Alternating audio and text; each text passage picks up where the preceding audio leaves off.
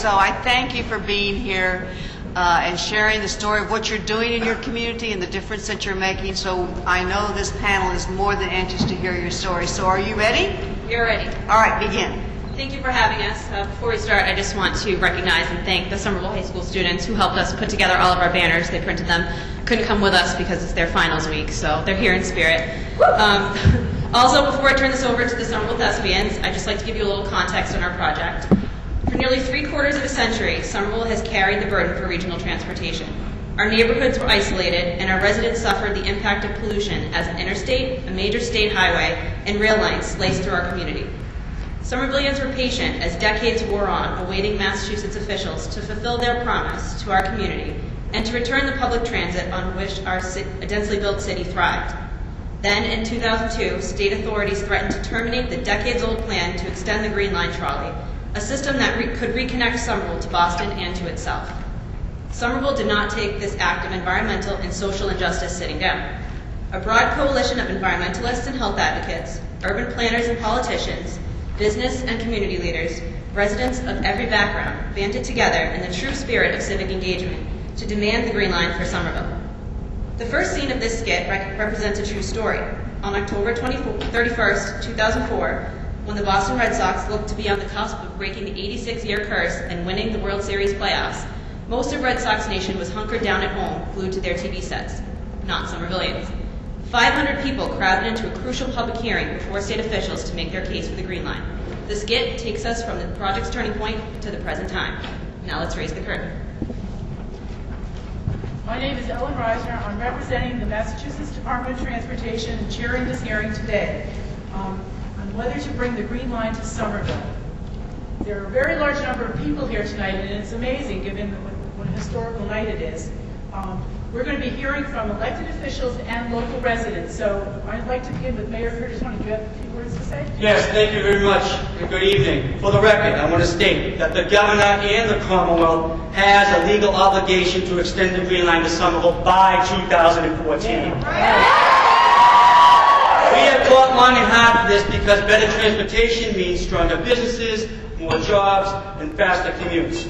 Our own Davis Square rapidly became one of the top 10 hangouts in the nation after the state extended the Red Line and provided better transit access. This same thing can and should happen throughout Somerville. Expanded T service is a crucial component of the city's future economic viability. Somerville used to have 17 rail and trolley stops, but in someone's infinite wisdom many years ago, they disappeared. Despite the fact that Somerville is the most densely populated city in New England, with more than 19,000 people per square mile. In fact, we're closer to downtown Boston than most of Boston's neighborhoods, and it takes us twice as long because of the lack of transit. We must work together to keep the state and hold their feet to the fire to their commitment. Thank you very much.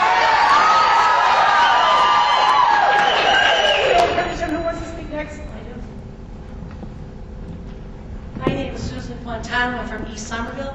We need better transportation now. You've been stalling us off since 1991. Please honor your personal and legal commitment. Thank you.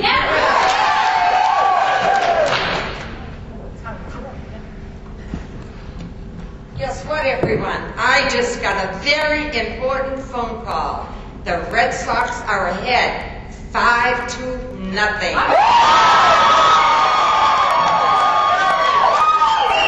Thank you. Good evening. My name is Pat Sullivan. I'm from the West Somerville neighborhood of Ball Square.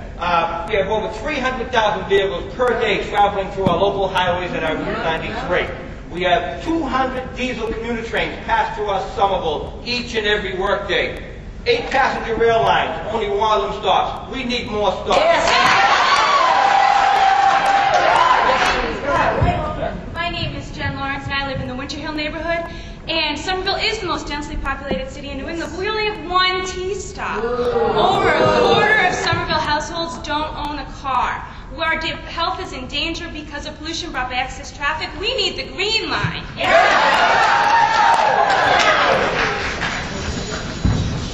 Somerville, on the right track.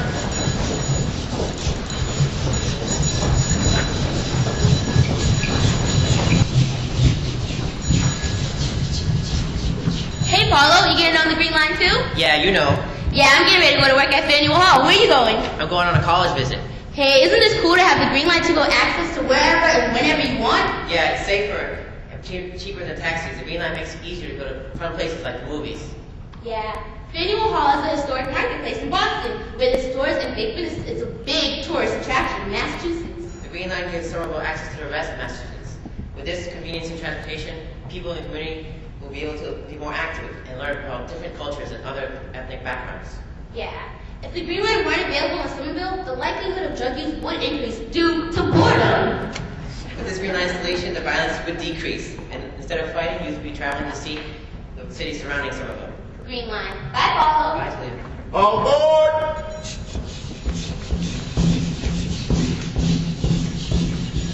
Next stop, Somerville Business District.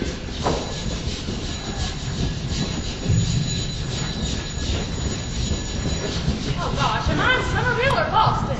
Oh, luckily for you, you're in the bustling business district in Union Square, home of a future green line stop. Oh, that's perfect. I'm here to scout out whether or not this would be a good place to start a new business. Oh, Somerville's a perfect place to start a business. We have lots of ethnic markets. We have lots of local independent businessmen. We have lots of stuff. You're hungry? We have a Brazilian place over there, a Peruvian place over there, Ethiopian place over there. Yeah, we've got lots of great places to eat lunch here. But what about your business? Well, I'm going to open a hotel boutique for dogs and cats. Well, and depending on market research, possibly ferrets. Well, then you and your ferrets will fit right into Somerville. Somerville has been home to innovators and entrepreneurs from around the globe for decades. For example, iRobot, the makers of that nifty robot Roomba vacuum cleaner. Oh, sure, my cat cruises around the house on one of those. Well, Roomba and iRobot started in Somerville, and as well as Zipcar. In fact, I'm expecting once the green line comes to Somerville that my restaurant business is going to triple. All those office workers are going to need a place to have lunch.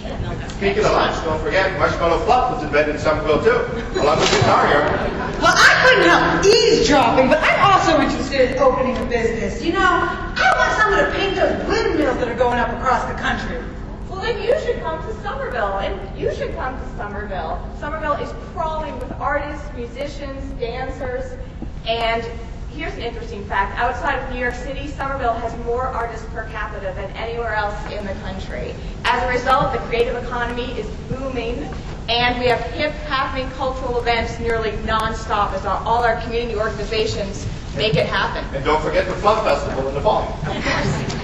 Well, you know, that's great, but for a business owner like me, what I'm really concerned about is there going to be enough parking for my customers. Yeah. Parking? What do you mean by parking? I think she means packing. That's how we say it in these parts. Yeah, the city's got plenty of parking, but it means parking. We got a green line. Very nice. Aboard! Next stop, Somerville City Hall. I'm here, Joe Curtatone, and we're here to tell you that Somerville is on the right track. And when the state finally fulfills its commitment and builds a green line by 2014, Somerville will really rock your socks off, and that's a campaign promise I can keep.